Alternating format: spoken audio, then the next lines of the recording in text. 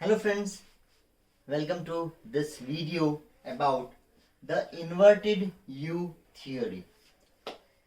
The inverted U theory is something that is related to the output and the stress that people are experiencing and how it affects your working performance.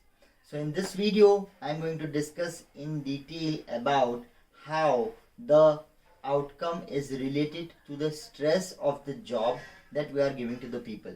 We will also discuss about 4 main factors that affect this particular thing. So I welcome you to this video today, and before going further, if you have not yet subscribed to my channel, please subscribe to my channel and please press the bell icon so that you get a notification whenever I upload a good video that is helpful to you. I am Ashish Nagar. I am a YouTuber and a wellness and NLP life coach, and I work mainly on stress, anxiety and depression. My main niche or my main focus of work is on stress, anxiety and depression, because I firmly believe that these are the main causes of so many health problems that people are facing in day-to-day life. Our work is not at all so that it leads to this problem, but there are small things that start affecting us, and the way we are dealing with people and the way people are dealing with us, that is also to be needed to be understood to understand stress, depression and anxiety. So let us continue forwards. Right now, what is the inverted U theory, or otherwise known as the Yerkes-Dodson law? The Yerkes-Dodson law was found or proposed in 1908. It is far more than 100 years, but still the law stands very strong as far as the stress, work stress and output is related. Normally we have a particular notion in our mind that the more the stress, the more the output, which is absolutely reverse, and it is not right. When we see at this particular curve, the curve starts at a place where there is zero stress. The stress is increasing on this side and the output we are measuring on this side, right? So the stress is zero level. If the stress is very low, if you have a low work stress, then it tends to make you lazy and it tends to make you demotivated. For example, right now the coronavirus thing is going on. So many of the people are working from home, or they are forced to keep their shops locked, or they are forced to not to go to office and work from home. So at this point of time, when you are working from home or when you are not going to office, your motivational level is right now low. So the output will automatically get lower and you get into a lazy state or a demotivated state, and you just generalize it that I'll not do this job today, I'll do it later on, I'll do it in next month when we are out of this corona thing, etc. etc. So you have to understand over here that whenever we are talking about this workload stress, if the stress is too low, you are rather lazy and demotivated to do any job, so you do not give lot of outcome. It will only give you the outcome limited to the work that is actually required that you are doing, right?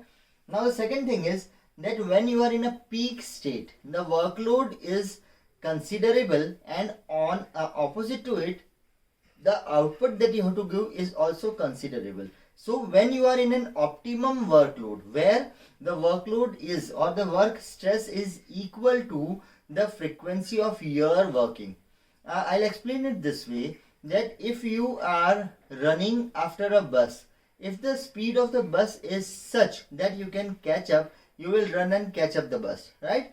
But if the speed of bus is more than your running speed, even if you run for 2 kilometers till the next stop, till you reach the next stop, the bus will move out, right? So when you are in a state where you are completely ready and you want to catch the bus and you are physically and mentally prepared for it, and you run behind it, right? So there the state of the bus and your running speed are equal, so you may catch the bus. That is known as the peak state, right? So when your mental and physical preparedness to take the stress is equal to the amount of stress, that you are getting, this is known as the peak state, and in this state you give maximum output, you give maximum results, right?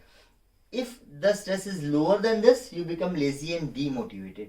Now this states, you will say that okay, by the theory of practice and learning, and the more you do, the more you learn, if we keep on increasing the state of stress, the work output should be increasing linearly. But here the case differs, when the stress is too low and the output is also low, when the stress is optimum, or the amount of stress that is required to get a job done is given, then you are at your peak state. But if you tend to increase the stress, are you going to tolerate it? Okay, let me give you an example, that when you take bath in winters, you take out the water from tap, you heat it up in a geyser, and you just fill it in the bucket. So if it is too cold, you do not feel like taking a bath. If it is optimally hot, you enjoy bathing in that warm or hot water. But if it is too hot, what will happen? Yes, definitely it is going to burn your skin, or it is going to give you some problem. So same thing happens over here, that it is not that the more the stress, the better the outcome. But as the stress level increases in spite of the outcome, then it starts leading you to stress and anxiety. That is, it leads to distress or negative stress and anxiety, right? So there is nothing that we can call it as positive stress. Eustress or positive stress is in this limit where you are giving peak performance. Once you cross this particular limit, and if you keep on increasing the pressure, the work output of the particular person in pressure or the particular thing in pressure tends to lower down, leading to anxiety and depression on a longer basis, and this directly reduces the output of your work.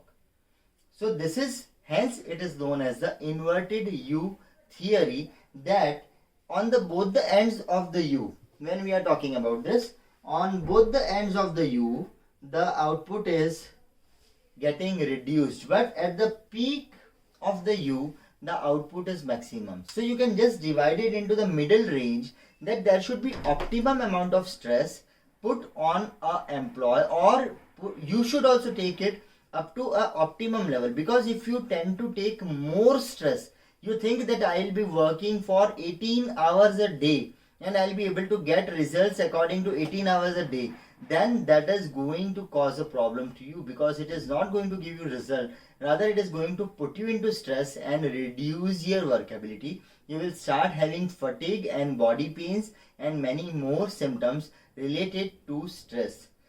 Till the time you are enjoying your work and you are getting the output, that means you are working in that optimum range of peak state and peak performance.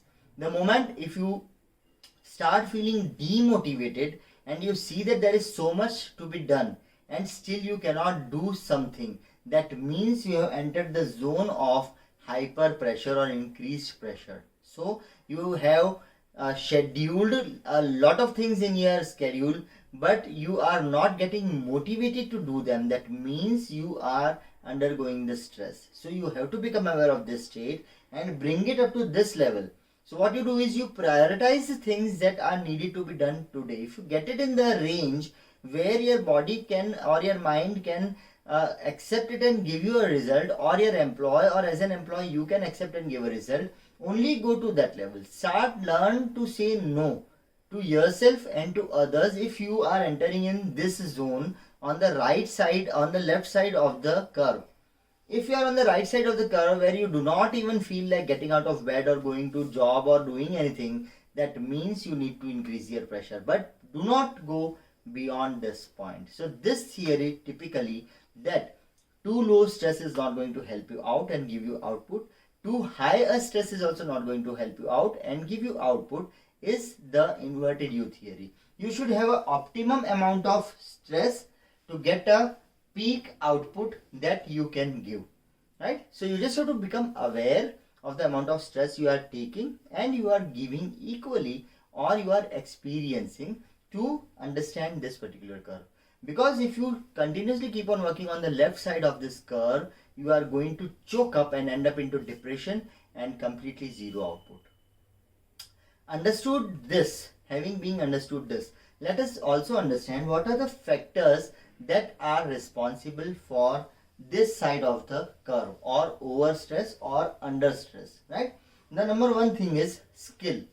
If a person who is not having the skill set to do the job, whatever pressure you put on him, he will not get motivated. He will remain on the right side of the curve only. He will remain lazy and he will remain demotivated because he actually doesn't have the skill, or he doesn't know how to do this job.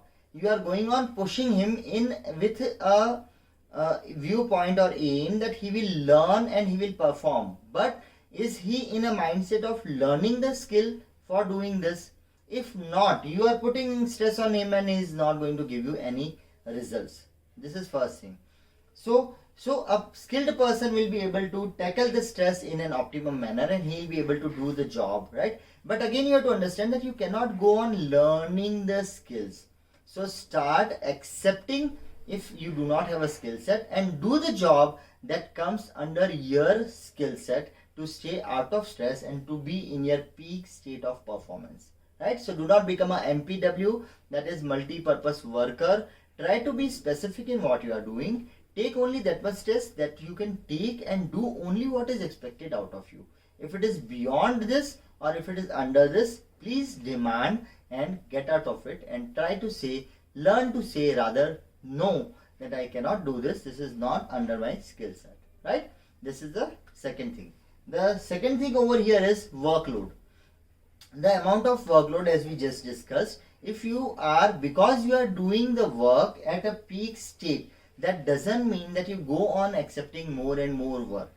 I always say that as a physiotherapist, when I used to get patients, I was not happy with having 60 to 70 patients in my OPD.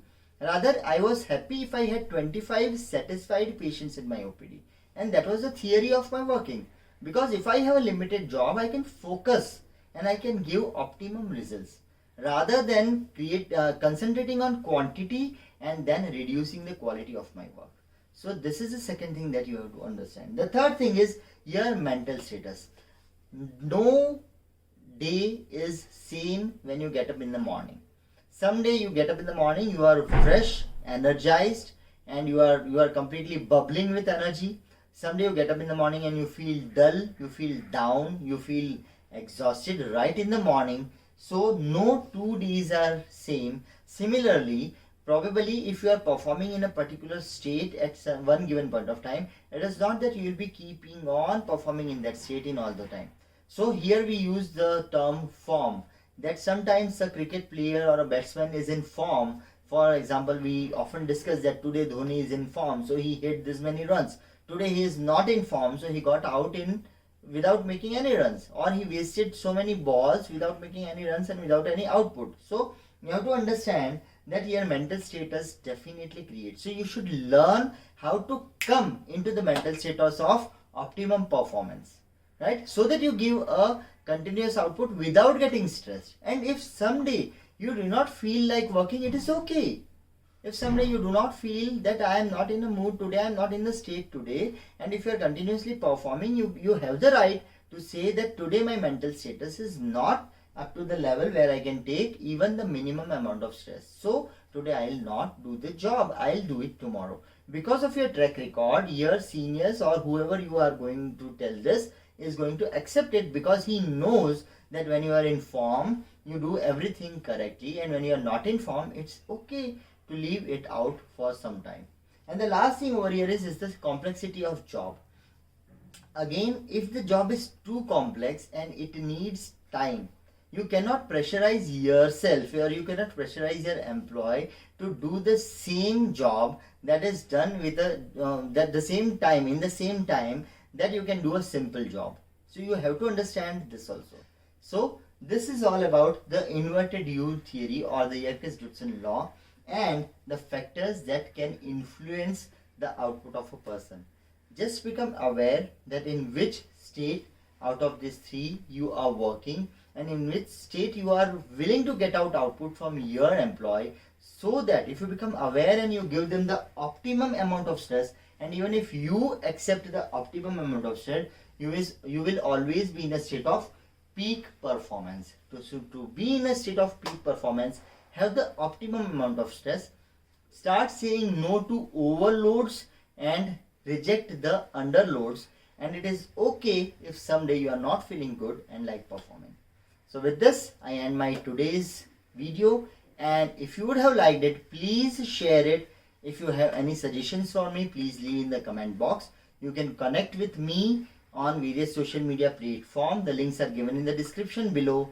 You can even request a blog post or an email from me with such good things. I'm not going to send you any spam. I'm not going to send you any lucrative money consuming offers. I'm just going to share my insights, whatever I keep on reading, whatever I keep on coming across with you, so that I can help you out in a quick format. It will be in a quick format, so you need not spare your whole day going from link to link and opening and reading them. So to stay connected with me for a quick update on 1 point on depression and stress daily, please leave your email ID below, or you can even send me an email on the ID given in the description box, right? And looking forward to join with you and keep you de-stressed and keep your performance at the peak level, peak performance.